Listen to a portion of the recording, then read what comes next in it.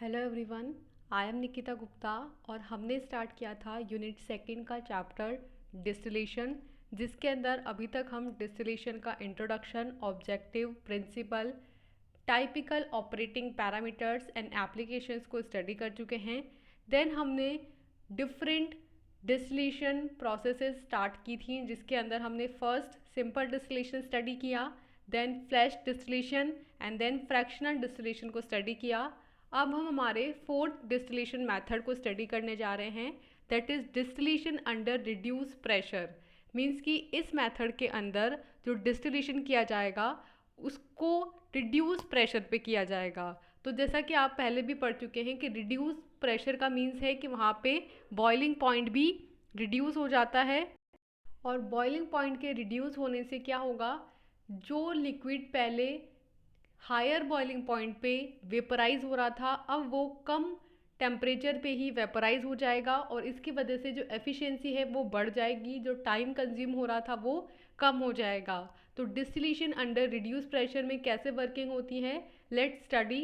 तो फर्स्ट है इसका इंट्रोडक्शन, जिसमें है कि the boiling point of water increases when the external pressure is increased, whereas decrease external pressure decrease the boiling point। Means कि external pressure और जो बॉइलिंग पॉइंट होता है वाटर का, उसके बीच में एक प्रोपोर्शनलिटी का रिलेशनशिप होता है। मीन्स कि जैसे जैसे एक्सटर्नल प्रेशर इंक्रीज होता है वैसे वैसे वाटर का बॉइलिंग पॉइंट भी इंक्रीज होता है, जबकि जब एक्सटर्नल प्रेशर डिक्रीज होता है तो उसके साथ वाटर का बॉइलिंग पॉइंट भी डिक्रीज होता है। And this principle is use in the processing of freeze drying, और इस प्रिंसिपल को यूज करके ही क्या किया जाता है, फ्रीज ड्राइंग की जाती है।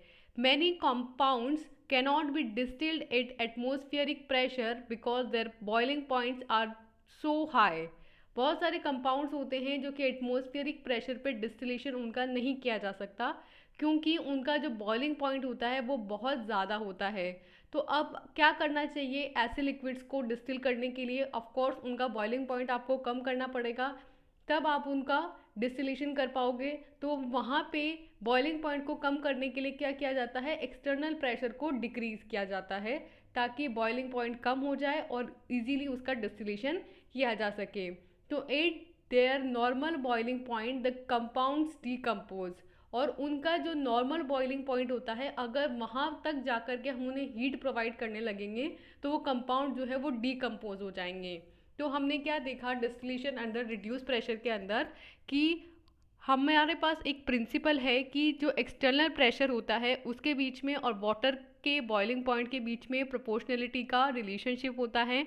मीन्स कि जब एक्सटर्नल प्रेशर इंक्रीज होता है तो उसके साथ वाटर का बॉइलिंग पॉइंट भी इंक्रीज होता है, जबकि जब एक्सटर्नल प्रेशर डिक्रीज होता है तो उसके साथ वाटर का बॉइलिंग पॉइंट भी डिक्रीज होता है। तो इस प्रिंसिपल को यूज़ किया जाता है फ्रीज ड्राइंग के अंदर, और यही सेम प्रिंसिपल अभी हम डिस्टिलेशन अंडर रिड्यूस प्रेशर के अंदर यूज़ करेंगे। तो हमें पता है कि बहुत सारे ऐसे कंपाउंड्स होते हैं जो कि जिनका बॉइलिंग पॉइंट बहुत हाई होता है और नॉर्मल एटमॉस्फेयर प्रेशर पे इनको डिस्टिल नहीं किया जा सकता, और अगर आप इनके बॉइलिंग पॉइंट जितना हीटिंग देंगे उनको तो फिर ये कंपाउंड डिकम्पोज हो जाएंगे। तो फिर वहाँ पे असेंशियल हो जाता है कि इन कंपाउंड्स को इनके बॉइलिंग पॉइंट से कम बॉइलिंग पॉइंट पे ही क्या किया जाए, डिस्टिल किया जाए। तो उसके बॉइलिंग पॉइंट को कम करने के लिए क्या किया जाता है, एक्सटर्नल प्रेशर को रिड्यूस किया जाता है, जिसकी वजह से इनका जो बॉइलिंग पॉइंट होता है वो भी रिड्यूस हो जाता है, और अब ये लिक्विड्स जो हैं वो कम प्रेशर पे ही, कम टेम्परेचर पे ही डिस्टिल्ड हो जाएंगे, और डिस्टिल होने की वजह से इनका वेपोराइजेशन होगा एंड देन कंडेंसेशन होकर ये भी सेपरेट हो सकेंगे। तो इस तरीके से इनकी डिस्टिलेशन की जाती है। नेक्स्ट आते हैं, इसका एक डायग्राम दिखाया गया है डिस्टिलेशन अंडर रिड्यूस प्रेशर का, जिससे कि हम किस तरीके से रिड्यूस प्रेशर पे डिस्टिलेशन होती है इसको समझ सकें। तो इस इंस्ट्रूमेंटेशन से हमें क्या पता चल रहा है कि नीचे एक इलेक्ट्रिकल हीटर लगाया गया है, जिससे कि यहाँ पे हीटिंग प्रोवाइड की जा रही है, जो कि एक वाटर बॉथ है। मीन्स कि इसके अंदर डायरेक्ट हीटिंग नहीं प्रोवाइड की जाती है। फिर यहाँ पे एक फ्लास्क है जिसके अंदर उस लिक्विड को फिल किया जाएगा जिसे हमें डिस्टिल करना है। फिर इससे डबल नेक की एक ट्यूब लगी है, ये डबल नेक डिस्टिलेशन फ्लास्क इसको बोलते हैं पूरे को। मीन्स कि जो डबल दो ट्यूब्स लगी हैं और साथ में जो फ्लास्क है, इन दोनों को मिला करके बोलते हैं डबल नेक डिस्टिलेशन फ्लास्क। इसमें दो नेक्स होती हैं, और ये दो नेक्स क्यों लगाई गई हैं उसके रीज़न को अभी हम समझेंगे। और आप देखिए कि ये दोनों जो नेक्स होती हैं ये आपस में एक दूसरे से भी जुड़ी होती हैं, यानी कि ये जो है इंटरचेंजेबल स्टैंडर्ड ग्लास जॉइंट्स होते हैं। ऐसा नहीं है कि दोनों अलग अलग ट्यूब्स हैं, दोनों ट्यूब्स जो हैं आपस में एक दूसरे से जुड़ी हुई होती हैं। तो इसके अंदर वैक्यूम डिस्टिलेशन के लिए इसका यूज़ किया जाता है। इसमें से जो एक ट्यूब होती है इसके अंदर थर्मोमीटर लगा होता है और दूसरी ट्यूब में कैपिलरी लगी होती है। तो ये जो थर्मोमीटर होता है वो तो बेसिकली क्या करता है, बॉइलिंग पॉइंट का मेज़र करता है, बॉइलिंग पॉइंट को पता करता है। और कैपिलरी क्या करती है, कैपिलरी जो अटैच है दूसरी वाली ट्यूब के अंदर, वो बम्पिंग को प्रिवेंट करती है, बम्पिंग को रोकने के लिए और एजिटेशन करने के लिए, लिक्विड को हिलाने के लिए इसका यूज़ किया जाता है। मीन्स कि समझिए कि जैसे नीचे वाला जो फ्लास्क है, तो इस नीचे वाले फ्लास्क के अंदर वो लिक्विड फिल किया हुआ है जिसे हमें हीट करना है। तो जैसे वो हीट अप होगा तो वैसे उसमें बबल्स बनने लग जाएंगे और वो उछलने लग जाएगा। जैसे आपने कभी पानी को गर्म करते हुए देखा होगा तो उसमें बबल्स बनने लग जाते हैं जब वो बॉईल होने लग जाता है और वो उछलने लग जाता है। तो उस जब वो इस तरीके का एक्शन शो होगा तो उसके अंदर उस स्प्लैशिंग को रोकने के लिए, उस वॉलेटिलिटी एजिटेटेड लिक्विड को रोकने के लिए इसमें कैपिलरी लगाई गई है ताकि बम्पिंग को रोका जा सके।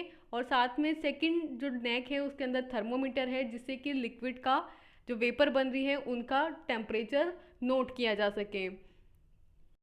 तो ये जो कैपिलरी ट्यूब है ये पूरे अंदर तक आप देख सकते हैं कि यहाँ लिक्विड तक अंदर तक पूरी डूबी हुई रहती है ताकि जो भी एयर बबल्स वहाँ पे क्रिएट हो रहे हैं वो सब निकाले जा सकें। तो इसलिए यहाँ पे कैपिलरी लगाई गई है, दूसरे में थर्मोमीटर लगाया गया है। और ये जो इसमें हीटिंग प्रोवाइड की जा रही है वो या तो इलेक्ट्रिकल हीटर से करेंगे हम, या फिर वाटर बाथ से करेंगे, या फिर ऑयल बाथ से करेंगे। देन इसके वेपर्स जो हैं वो कंडेंसर में जाएंगे जहाँ पे वेपर्स कंडेंस होंगे। और फिर यहाँ पे इसमें वाटर की कूलिंग के लिए वाटर सप्लाई की गई है कंडेंसर में। फिर हमें यहाँ पे डिस्टिल्ड लिक्विड जो है वो सेपरेटली मिल जाएगा। अब यहाँ पे लास्ट में आप देख सकते हैं कि एक वैक्यूम पंप भी लगाया गया है। ये वैक्यूम पंप क्या बता रहा है कि यहाँ पे जो डिस्टिलेशन हो रही है ये रिड्यूस प्रेशर पे हो रही है, क्योंकि हमने जैसा कि स्टार्टिंग में कहा कि इस डिस्टिलेशन मेथड का नाम ही है रिड्यूस प्रेशर डिस्टिलेशन। तो इसमें क्या होता है, इस वैक्यूम पंप की हेल्प से प्रेशर को रिड्यूस कर दिया जाता है जिसकी वजह से जो कम बॉइलिंग पॉइंट पे ही जो लिक्विड है हमारा एटमॉस्फेयर प्रेशर से कम, जो एक्सटर्नल प्रेशर है वो एटमॉस्फेयर प्रेशर से कम कर दिया जाता है जिसकी वजह से बॉइलिंग पॉइंट जो है वो रिड्यूस हो जाता है। और अब जो हमारा लिक्विड मिक्सचर है जिससे हमें लिक्विड्स को सेपरेट करना है उसका बॉइलिंग पॉइंट कम हो जाने की वजह से अब वो कम बॉइलिंग पॉइंट पे ही उसकी वेपर्स बनने लग जाएंगी और फिर फर्दर वेपर्स कंडेंस होके हमें सेपरेट हो जाएंगी। तो इस डायग्राम से, इस इंस्ट्रूमेंटेशन से हमें क्या पता चल रहा है कि इसके अंदर 5 पॉइंट्स हैं। पहला है फ्लास्क जिसके अंदर लिक्विड जिसे डिस्टिल किया जाना है वो रखा जाता है और उसे इलेक्ट्रिकल हीटर से हीटिंग की जाती है, या फिर वाटर बाथ या फिर ऑयल बाथ भी हम कर सकते हैं। फिर इसके अंदर डबल नेक डिस्टिलेशन फ्लास्क इसको बोलते हैं क्योंकि इसके अंदर दो ट्यूब्स लगी होती हैं ऊपर की तरफ। दो ट्यूब्स में से एक ट्यूब में कैपिलरी लगी है ताकि जो भी बम्पिंग है उसे प्रिवेंट किया जा सके। देन दूसरी के अंदर थर्मोमीटर लगा है जिससे कि टेम्परेचर नोट करते हैं।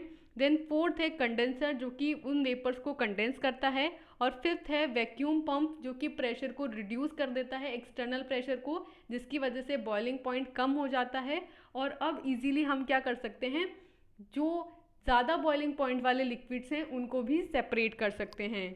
देन नेक्स्ट आता है इस रिड्यूस प्रेशर डिस्टिलेशन का प्रिंसिपल। तो इसके प्रिंसिपल में है कि this distillation method works on the principal that boiling occurs when the vapour pressure of a liquid exceed the ambient pressure. Vacuum distillation is use with और without heating the mixture. तो ये जो distillation method है ये इस principal पे based होता है कि इसमें जो बॉइलिंग होती है वो तब होगी जब वेपर प्रेशर जो है लिक्विड का वो उसके एम्बिएंट प्रेशर से ज़्यादा होगा। मीन्स कि अगर मान लीजिए कोई लिक्विड 10 एटमॉस्फेयर प्रेशर पे बॉईल होता है। तो अभी हमने पंप लगा करके उसके एक्सटर्नल प्रेशर को रिड्यूस कर दिया है, तो इसकी वजह से अब वो लिक्विड क्या है 7 या फिर 5 एटमॉस्फेयर प्रेशर पे ही बॉईल होने लग जाएगा। तो जो उसका एम्बियंट प्रेशर है उससे उसका प्रेशर जब ज़्यादा होगा तब वो बॉईल होगा। मीन्स कि पहले उसकी लिमिट थी 10 एटमॉस्फेयर प्रेशर, तो वहाँ पे जब वो पहुँचेगा उससे ज़्यादा जब होगा उसका वेपर प्रेशर तो वो बॉईल होना स्टार्ट होगा। अब हमने पंप लगा करके उसके जो बॉइलिंग होने का वेपर प्रेशर था उसको कर दिया 5, तो जैसे ही 6 पे पहुँचेगा वेपर प्रेशर वैसे ही वो बॉईल होने लग जाएगा। तो इस प्रिंसिपल पे बेस्ड होता है ये डिस्टिलेशन अंडर रिड्यूस प्रेशर। इसमें क्या होता है वैक्यूम डिस्टिलेशन को यूज़ किया जाता है विद और without heating the mixture. Means कि आप मिक्सचर को हीटिंग तो करते ही हैं, तो आइदर आप हीटिंग करें और ना करें, इसका मेन जो है नाम वो है distillation under reduce pressure. Means कि इसके अंदर हमें प्रेशर को रिड्यूस करना है, इसलिए इसमें वैक्यूम डिस्टिलेशन की जाती है और उसके लिए हमने लास्ट में एक वैक्यूम पंप जो है इससे अटैच किया है। और इसकी वजह से जो प्रेशर होता है इसका वेपर प्रेशर उस लिक्विड का वो कम हो जाता है। इसकी वजह से उसके एम्बिएंट प्रेशर से जैसे ही ज़्यादा होता है उसका प्रेशर वैसे ही वो बॉयल होना स्टार्ट हो जाता है। तो इस प्रिंसिपल पे बेस्ड होता है ये distillation under reduce pressure. Then आती है इसकी कंस्ट्रक्शन। तो जैसे कि आप अभी लास्ट असेंबली देख चुके हैं तो अभी आपको कंस्ट्रक्शन समझना इजी हो जाएगा कि the vacuum distillation unit consist of a distillation column. सबसे पहले इसमें एक डिस्टिलेशन कॉलम होता है, then condensing distillate and re boiler. Means कि 3 चीज़ें होंगी इसके अंदर। फर्स्ट होएगा डिस्टिलेशन कॉलम जिसके अंदर डिस्टिलेशन होता है। ये जो डिस्टिलेशन कॉलम है ये डिस्टिलेशन फ्लास्क है, ये डबल नेक डिस्टिलेशन फ्लास्क होता है जिसमें नीचे एक फ्लास्क होता है और ऊपर 2 ट्यूब्स होती हैं जिसके अंदर एक में कैपिलरी और एक में थर्मोमीटर लगा होता है। फिर होता है कंडेंसिंग डिस्टिलेट, यानी कि एक कंडेंसर लगा होता है जो कि उस डिस्टिलेट को कंडेंस करता है। और देन लगा होता है रीबॉयलर जो कि यहाँ पे है वैक्यूम पंप जिसकी वजह से प्रेशर के रिड्यूस होने से रीबॉयलिंग होती है। Then vacuum pumps and vacuum regulators are added to distillation column to maintain the column at the vacuum। तो इसमें 3 चीज़ें हमने लगा दी, पहले डिस्टिलेशन कॉलम, कंडेंसिंग डिस्टिलेट और रीबॉयलर। फिर हम इसमें वैक्यूम पंप्स लगाते हैं या फिर हम वैक्यूम रेगुलेटर्स भी लगा सकते हैं इस डिस्टिलेशन कॉलम में, ताकि कॉलम का जो वैक्यूम है वो मेंटेन किया जाए। कॉलम को वैक्यूम पे मेंटेन करेंगे जिसकी वजह से जो प्रेशर है वो क्या हो गया रिड्यूस हो गया, जिसकी वजह से बॉइलिंग पॉइंट रिड्यूस हो गया और इसकी वजह से जो लिक्विड्स अभी हाई बॉइलिंग पॉइंट पे बॉयल हो रहे थे अब वो कम बॉइलिंग पॉइंट पे ही बॉयल होने लग जाएंगे। तो इस तरीके की इसकी कंस्ट्रक्शन है जो हम लास्ट असेंबली को देखकर भी आइडेंटिफाई कर सकते हैं। देन नेक्स्ट आते हैं वर्किंग। तो क्या है डिस्टिलेशन अंडर रिड्यूस प्रेशर की वर्किंग। तो a distillation vacuum is also called as low temperature distillation. तो इसे ये जो होती है डिस्टिलेशन अंडर रिड्यूस प्रेशर, इसको आप वैक्यूम डिस्टिलेशन भी बोल सकते हैं या फिर आप इसको लो प्रेशर या लो टेम्परेचर डिस्टिलेशन भी बोल सकते हैं। The target product is this distillation could either be remaining product, the distilled product और अ प्यूरिफाइड प्रोडक्ट। तो इस डिस्टिलेशन के अंदर जो टारगेट प्रोडक्ट होगा वो या तो रिमेनिंग कोई प्रोडक्ट हो सकता है। मीन्स कि कई बार डिस्टिलेशन के बाद में हम बोलते हैं कि बहुत सारी अभी हमने टेक्निक्स देखी हैं जिनसे प्योर जो है हमें डिस्टिल्ड नहीं मिलता है, प्योरली सेपरेशन नहीं होता है। तो वहाँ पे जो रिमेनिंग प्रोडक्ट्स हो जाते हैं, या हम लोग कहते हैं कि प्रिकॉशंस में हमने सिंपल डिस्टिलेशन में कहा था कि प्योर पूरी हीटिंग नहीं करते हैं, लास्ट में थोड़ा सा जो डिस्टिल्ड होता है उसको बचाते हैं क्योंकि उसमें टॉक्सिक सब्सटेंसेस होते हैं। तो उन रिमेनिंग प्रोडक्ट्स के लिए जो डिस्टिल्ड प्रोडक्ट हैं जो डिस्टिलेशन से गुजर चुके हैं और वो प्योरली प्योरीफाई नहीं हुए हैं उनके लिए, और जो प्योरीफाइड प्रोडक्ट्स हैं उनके लिए भी ये जो है वो एक सूटेबल मेथड होता है। The vacuum pressure associated with the distillation depends on the product to be distilled. इसके अंदर जो ये वैक्यूम प्रेशर लगाया गया है डिस्टिलेशन के साथ, मीन्स कि एक डिस्टिलेशन असेंबली है उसके साथ हमने लास्ट में वैक्यूम प्रेशर लगाया है, तो ये इस बात पे डिपेंड करेगा कि आपको कौन सा प्रोडक्ट जो है डिस्टिल करना है। मीन्स कि आपको कितना प्रेशर रिड्यूस करेंगे हम, ये इस बात पे डिपेंड कर रहे हैं कि कौन सा प्रोडक्ट जो है हमें उसमें से सेपरेट करना है। For an example volatile substance like those in oil refineries are likely to undergo vacuum distillation at about 1 torr, perhaps 20 to 50 mm of Hg। तो फॉर एन एग्जाम्पल अगर वॉलेटाइल सब्सटेंसेस हैं जो कि ऑयल रिफाइनरीज के अंदर use किए जाते हैं, तो उनकी ये टेंडेंसी होती है कि वैक्यूम डिस्टिलेशन के अंदर वो 1 टॉर के अबो जो हैं वो डिस्टिल्ड होते हैं। तो उनके लिए हमें कितना वैक्यूम में पंप लगाना है, 20 to 50 mm ऑफ Hg का हमें बाहर से एक्सटर्नल प्रेशर हमें मेंटेन करना है। तो हमने क्या देखा डिस्टिलेशन की वर्किंग में कि ये जो डिस्टिलेशन अंडर रिड्यूस प्रेशर होता है इसे वैक्यूम डिस्टिलेशन भी बोला जाता है और इसे लो टेम्परेचर डिस्टिलेशन भी बोला जाता है। इसके अंदर जिस कंपाउंड को, जिस प्रोडक्ट को हमें डिस्टिल करना है, या हम बोल सकते हैं टारगेट प्रोडक्ट जिसको डिस्टिल करना है, वो आइदर रिमेनिंग प्रोडक्ट्स हो सकते हैं। रिमेनिंग प्रोडक्ट का मतलब है कि जो पहले हमने जिनको डिस्टिलेशन में लेके गए हैं और लास्ट में वो उस फ्लास्क में ही रह गए हैं, वो रिमेनिंग प्रोडक्ट हो सकते हैं, या डिस्टिल्ड प्रोडक्ट हो सकते हैं जो कि डिस्टिलेशन से गुजर चुके हैं, या फिर प्योरीफाइड प्रोडक्ट वो हो सकते हैं। अब इसमें क्या करते हैं, प्रेशर अप्लाई करते हैं, वैक्यूम प्रेशर। तो इसीलिए इसे रिड्यूस प्रेशर डिस्टिलेशन बोलते हैं, क्योंकि इसके अंदर वैक्यूम प्रेशर अप्लाई किया जाता है। तो कितना वैक्यूम प्रेशर अप्लाई करना है उस प्रोडक्ट पे, ये इस बात पे डिपेंड करता है कि आप कौन से प्रोडक्ट को डिस्टिल कर रहे हैं। फॉर एन एग्जांपल जो वॉलेटाइल सब्सटेंसेस होते हैं जो कि ऑयल रिफाइनरीज के अंदर यूज़ होते हैं, उनके लिए वैक्यूम डिस्टिलेशन जो है वो 1 टोर पे अबो होती है। मीन्स कि जब 1 टोर से ज़्यादा वैक्यूम होता है, अंदर का प्रेशर होता है, तब वो डिस्टिल्ड होते हैं। तो उनके लिए हमें बाहर का एक्सटर्नली कितना प्रेशर लगाना है, 20 to 50 mm ऑफ Hg हम अप्लाई करेंगे ताकि वो जो हैं उस टेम्परेचर और उस प्रेशर पे डिस्टिल्ड हो जाएं। तो ये होती है डिस्टिलेशन अंडर रिड्यूस प्रेशर की वर्किंग। देन नेक्स्ट आते हैं डिस्टिलेशन अंडर रिड्यूस प्रेशर की एप्लीकेशंस। तो इसकी एप्लीकेशंस पे फर्स्ट पॉइंट है कि the products of normal distillation are further distilled using vacuum distillation. Means कि वो प्रोडक्ट जो कि नॉर्मल डिस्टिलेशन से गुजर चुके हैं उन्हें आप वैक्यूम डिस्टिलेशन से फर्दर डिस्टिल्ड कर सकते हैं। तो जैसा कि हम पहले डिस्टिलेशन प्रोसेसेस देख चुके हैं, जिसके अंदर हमने ये कहा था कि ये वाली जो डिस्टिलेशन प्रोसेसेस होती हैं, ये वाले जो मेथड्स होते हैं, उनसे हमें प्योर कंपाउंड नहीं मिलता है। मीन्स कि आपको डिस्टिलेशन तो हो जाएगा, सेपरेशन तो हो जाएगा, लेकिन फिर भी 100% प्योर कंपाउंड आपको नहीं मिलेगा। तो उन प्रोडक्ट्स की फर्दर डिस्टिलेशन के लिए वैक्यूम डिस्टिलेशन का यूज़ किया जाता है ताकि आपको प्योर कंपाउंड मिल सके। The high boiling point hydrocarbon such as lubricant and waxes are separated at economical temperature. तो वो लिक्विड्स जैसे उनका हायर होता है बॉइलिंग पॉइंट, जिनका बॉइलिंग पॉइंट इतना ज़्यादा होता है कि उन्हें हम हीटिंग करके जो है सेपरेट नहीं कर सकते, उनके लिए हम रिड्यूस प्रेशर का यूज़ करते हैं। फॉर एन एग्जांपल जो हाइड्रोकार्बन्स होते हैं, हाइड्रोकार्बन्स के अंदर सच एज जो लुब्रिकेंट होते हैं, वैक्सेस होते हैं, उनको हम इकोनॉमिकल टेम्परेचर पे सेपरेट कर सकते हैं इस मेथड को यूज़ करके। मीन्स कि बहुत ज़्यादा कॉस्टली नहीं होता, इकोनॉमिकल हो गया, और टेम्परेचर भी बहुत ज़्यादा नहीं रखा जाता, इतना रिड्यूस कर दिया जाता है कि आप इजीली उसको क्या कर सकेंगे, सेपरेट कर सकेंगे। देन सेकेंड है कि vacuum distillation is also use in the separation of sensitive organic chemicals and recovery of organic solvents. तो ये जो वैक्यूम डिस्टिलेशन होता है इसका यूज़ किया जाता है सेंसिटिव ऑर्गेनिक केमिकल्स के सेपरेशन के लिए और ऑर्गेनिक सॉल्वेंट्स की रिकवरी के लिए, क्योंकि ऑफकोर्स इसके अंदर हम टेम्परेचर जो है वो अप्लाई कर रहे हैं, प्रेशर रिड्यूस कर रहे हैं, और जो पहले ही डिस्टिलेशन से गुजर चुके सॉल्वेंट्स हैं जो कि कम्प्लीटली प्योरली सेपरेट नहीं हो पाए हैं, उनको भी हम इसके अंदर से सेपरेट कर पा रहे हैं, प्योर कर पा रहे हैं।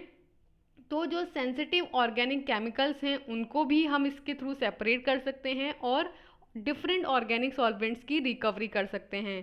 तो हमने इसकी एप्लीकेशंस में क्या देखा, फर्स्ट कि इस मेथड को यूज़ करके जो नॉर्मल डिस्टिलेशन से गुजरे हुए प्रोडक्ट हैं उनको हम फर्दर सेपरेट कर सकते हैं। सेकेंड, जो हाइड्रोकार्बन्स हैं जिनका बॉइलिंग पॉइंट बहुत ज़्यादा है, फॉर एन एग्जांपल लुब्रिकेंट्स और वैक्सेस हैं, उनको भी इकोनॉमिकल टेम्परेचर पे हम इसको यूज़ करके सेपरेट कर सकते हैं। एंड देन हमने कहा कि जो वैक्यूम डिस्टिलेशन है इसका यूज़ सेंसिटिव ऑर्गेनिक केमिकल्स के सेपरेशन के लिए और ऑर्गेनिक सॉल्वेंट्स की रिकवरी के लिए भी किया जाता है।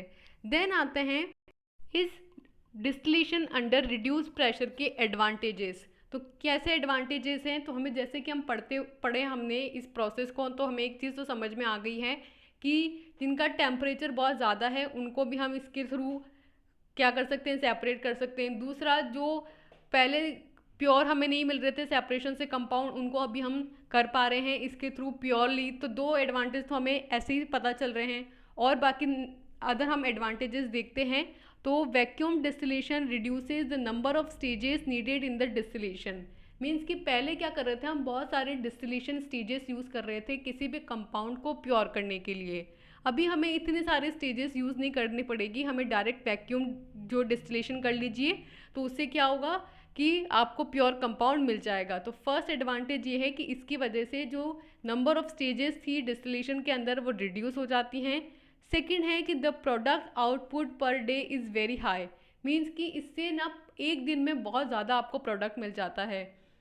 तो यहाँ पे हमारा टाइम भी सेव हो रहा है ना, क्योंकि एक बार में बहुत सारा हमें प्रोडक्ट मिल जा रहा है, बार बार हमें अलग अलग डिस्टिलेशन असेंबली नहीं लगानी पड़ रही है।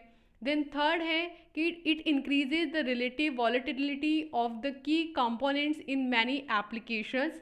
Lower pressure increases relative volatility in most system. तो ये क्या करता है, बहुत सारी एप्लीकेशंस के अंदर रिलेटिव वॉलेटिलिटी को इंक्रीज करता है। मीन्स कि दो कंपोनेंट्स हैं, अगर उनके बीच में बॉइलिंग पॉइंट का डिफरेंस कम है तो उस बॉइलिंग पॉइंट के डिफरेंस को ये बढ़ा देता है, जिसकी वजह से जो सेपरेशन है वो इजीली होता है और वो अच्छे से होता है, इफ़ेक्टिव होता है। तो लो प्रेशर इंक्रीजेस, जब लो प्रेशर हम अप्लाई करते हैं तो उसकी वजह से मोस्ट सिस्टम्स के अंदर जो रिलेटिव वॉलेटिलिटी होती है वो इंक्रीज़ हो जाती है, और इस रिलेटिव वॉलेटिलिटी के इंक्रीज़ होने की वजह से जो की कंपोनेंट्स है उनका सेपरेशन जो है वो बेटर तरीके से हो पाता है। तो इसके एडवांटेजेस में हमने क्या एडवांटेज देखे, फर्स्ट कि इससे जो नंबर ऑफ स्टेजेस हैं डिस्टिलेशन की वो रिड्यूस हो जाती है। सेकंड, पर डे मिलने वाला आउटपुट हाई होता है। थर्ड, इसमें हम लो प्रेशर अप्लाई करते हैं जिसकी वजह से रिलेटिव वॉलेटिलिटी बढ़ जाती है, और रिलेटिव वॉलेटिलिटी बढ़ने की वजह से जो की कंपोनेंट्स हैं उनका सेपरेशन बेटर होता है, वो इंक्रीज़ हो जाता है। देन आते हैं इस डिस्टिलेशन अंडर रिड्यूस प्रेशर के डिसएडवांटेजेस। तो क्या डिसएडवांटेज हैं, तो हमें नॉर्मल सा पता चल रहा है कि हमने एक्स्ट्रा में क्या लगाया है, तो इसके लिए डबल नेक डिस्टिलेशन फ्लास्क लगाया था तो वो एक अलग से इंस्ट्रूमेंट हो गया।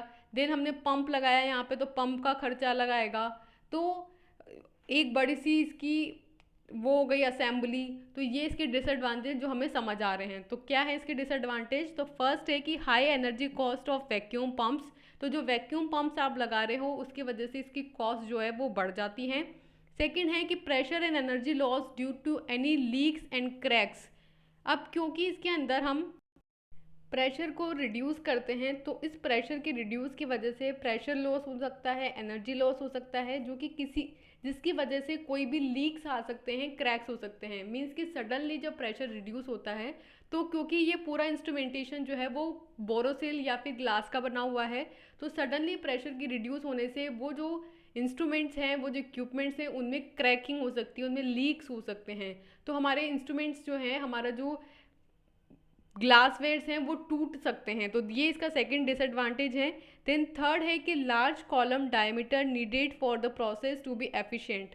इस प्रोसेस के एफिशिएंट होने के लिए इसमें लार्ज कॉलम डायमीटर्स जो हैं वो नीडेड होते हैं। तो ये इसके साथ थर्ड डिसएडवांटेज हैं। तो इसके डिसएडवांटेज में हमने क्या क्या देखा, फर्स्ट कि वैक्यूम पंप्स लगाने की वजह से हाई एनर्जी कॉस्ट है। सेकंड, इसमें प्रेशर और एनर्जी लॉस होने की वजह से इसमें लीक्स और क्रैक्स आ सकते हैं। देन थर्ड, इसके अंदर लार्ज कॉलम डायमीटर्स की नीड होती है प्रोसेस को एफिशिएंट बनाने के लिए। तो यहाँ पे हमने कंप्लीट किया है डिस्टिलेशन अंडर रिड्यूस प्रेशर, जिसके अंदर हमने फर्स्टली इसका इंट्रोडक्शन देखा, देन हमने एक असेंबली देखी ताकि हम इसको अंडरस्टैंड कर पाएँ। फिर हमने डिस्टिलेशन अंडर रिड्यूस प्रेशर का प्रिंसिपल देखा, देन कंस्ट्रक्शन देखी, देन वर्किंग देखी, देन हमने इसके एप्लीकेशंस, एडवांटेजेस और डिसएडवांटेजेस को कंप्लीट किया। तो यहाँ पे हमारा fourth method of distillation distillation under reduce pressure complete होता है। नेक्स्ट वीडियो लेक्चर के अंदर हम हमारी next distillation method steam distillation को कंप्लीट करेंगे। So for now thank you and all the best.